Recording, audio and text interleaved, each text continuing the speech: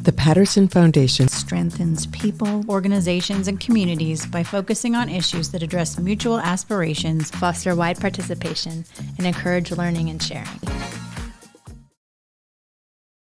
Welcome to Beyond the Blog, a podcast of the Patterson Foundation. My name is Ericia Henry, and I'm a fellow here at TPF and your host for today's podcast. Today, we will be discussing the Patterson Foundation's Fueling Dynamic Fundraising initiative. I have here with me today Sara Leonard, who is our lead consultant for our Fueling Dynamic Fundraising initiative. So welcome to our podcast, Sara. I'm so excited for you to be here with us today. Thank you. I'm happy to be here. Let's start by diving into a little bit of history about Fueling Dynamic Fundraising. What is the purpose of Fueling Dynamic Fundraising initiative, and when and why was it launched? Great question. I love talking about Fueling Dynamic Fundraising. It is a mouthful, but happy to talk about it. The purpose is to strengthen organizations' fundraising efforts. The term capacity building is thrown around a lot, and this is truly capacity building. We want organizations to have the capacity to raise more money because we know then they will be able to deliver more mission and strengthen communities. It started in 2019, and it actually was the brainchild of a former TPF Fellow. As you know, Erica, TPF Fellows come to us from the Indiana University Lilly Family School of Philanthropy.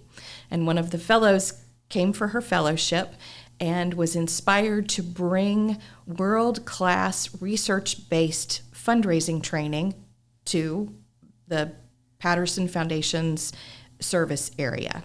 From that idea and that desire, Fueling Dynamic Fundraising was launched. Thank you. Who is the primary audience or beneficiaries of this initiative? Well, I'm not going to answer your question. I'm going to answer a different question. The ultimate beneficiaries are the people who are helped by the nonprofits, but the primary beneficiaries are the nonprofits in the giving partner. Any nonprofit registered and current in the giving partner has an opportunity to request to participate in what we're doing. And it's been an interesting mix of organizations of different sizes and different missions, including the environment, human services, healthcare, education, which is really what we want to do, is help as many nonprofits strengthen their fundraising efforts as we possibly can. What are some of the core programs or resources offered through this initiative? Good question. The core of the entire initiative is the fundraising school that's part of the Lilly Family School of Philanthropy. And we have offered virtual courses and in-person courses, and then we've followed that up with resources.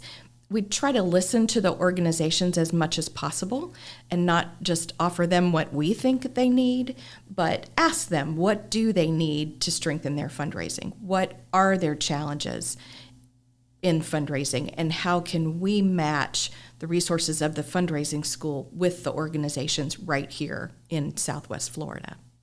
So part of your response made me think about the Patterson Foundation's approach, which is like not arriving with the answer until you mentioned of like making sure that you're connecting with potential interested like nonprofits and like what they need and what they expect and what will help them grow in the long run. So I really love that. Absolutely. We've actually done 2 listening tours in the short life of this initiative. We started with a listening tour before we launched any offerings, any educational programs, and then the pandemic struck, and we did another listening tour to find out how things had changed and what the new or current challenges were for nonprofits post-pandemic.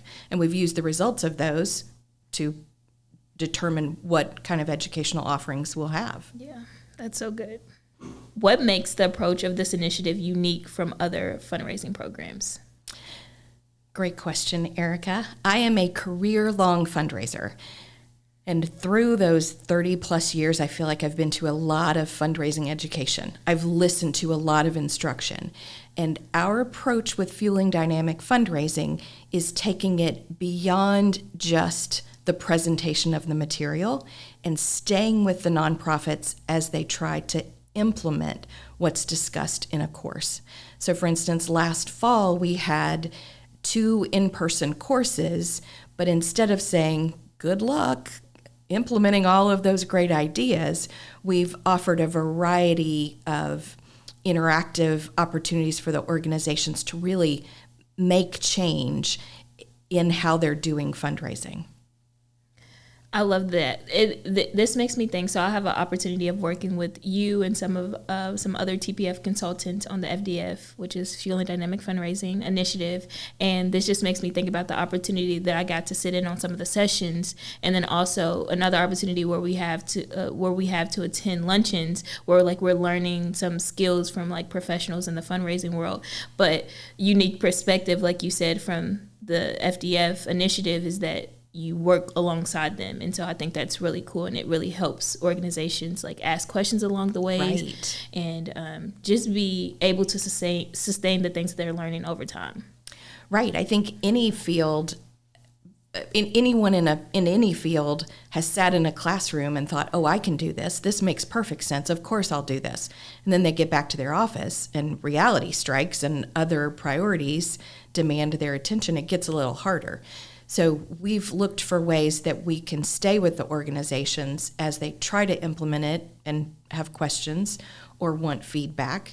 We've also designed it so that the organizations, the staff and volunteers from those organizations are interacting with each other and learning from each other. And very often they have similar problems or the same problems. Or one organization may be 3 months farther along and can say, oh, here's how we address that. Mm-hmm. And we love seeing that interaction. It strengthens all nonprofits. It's very helpful to all parties involved. Are there any specific success stories or milestones this initiative has achieved? Absolutely. We started with 2 pilot cohorts, and one of the organizations from that pilot cohort has had tremendous success. That's what comes to mind. I think all of them have had some successes. But one of the organizations started with a virtual course that addressed board members' involvement in fundraising. And it's a challenge for many nonprofit organizations. And it was fun to watch on Zoom, but to watch their board members get it, kind of see some of the lights go off related to fundraising. That organization continues to participate, has worked on their development plan this year, and it's fun to see their success, not just in the dollars raised, but how much they're enjoying fundraising and how the team of people involved in fundraising has grown. It's not just staff, it's not just board, it is staff, board, other volunteers, and to us, that's success. Thank you for sharing that. What has been the most rewarding part of your involvement with this initiative? Oh, I find this work very rewarding. I am a fundraising nerd. I love it. It's challenging work, but it's rewarding work.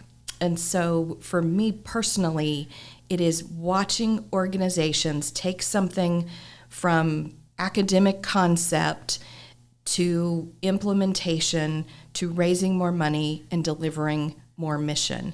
And I think about that specifically this year. A number of organizations were working on their case for support, which is inside baseball fundraising jargon for explaining why someone should invest and give to your organization. And it was so rewarding to watch those organizations think differently about why someone should give them a gift. It's not because they deserve it. It's because they're helping people and changing lives. It was also rewarding to watch those organizations offer feedback to each other. This is what makes sense. This is something I don't understand. That was well said, Sarah. Thank you so much for sharing that. Is there anything else that you want to highlight about Fueling Dynamic Fundraising?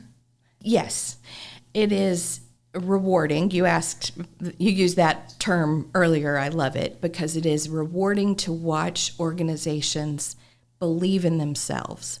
And sometimes, depending on the mission of an organization in a time of crisis, they may want to step back and say, well, what we're doing isn't as important. For instance, immediately following a hurricane, an arts organization sometimes says, and we've had this discussion in Fueling Dynamic Fundraising, they say, well, what we're doing isn't as important.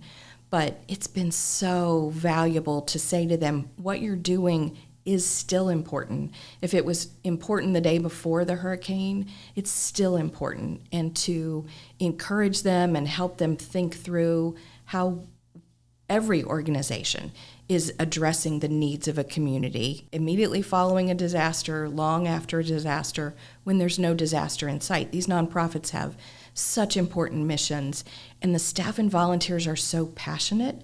We love equipping them to go out and raise more money. Mm-hmm. Thank you. What a great way to end today's podcast session. Sara, thank you so much for joining us today. You're welcome. If people are interested in learning more about you, what are your social media handles? You can find me on X, formerly known as Twitter. My handle is @SaraTampa. It's SARA. And the best place to find me and the things that I'm working on related to Fueling Dynamic Fundraising is LinkedIn. And LinkedIn, you can find me Sara, Sara Leonard, and I'm in the Tampa Bay area. Thank you for sharing those. We'll make sure to put those in our show notes after today's podcast. Listeners, to learn more and stay informed about this initiative and other initiatives that we have at the Patterson Foundation, feel free to visit our website, thepattersonfoundation.org.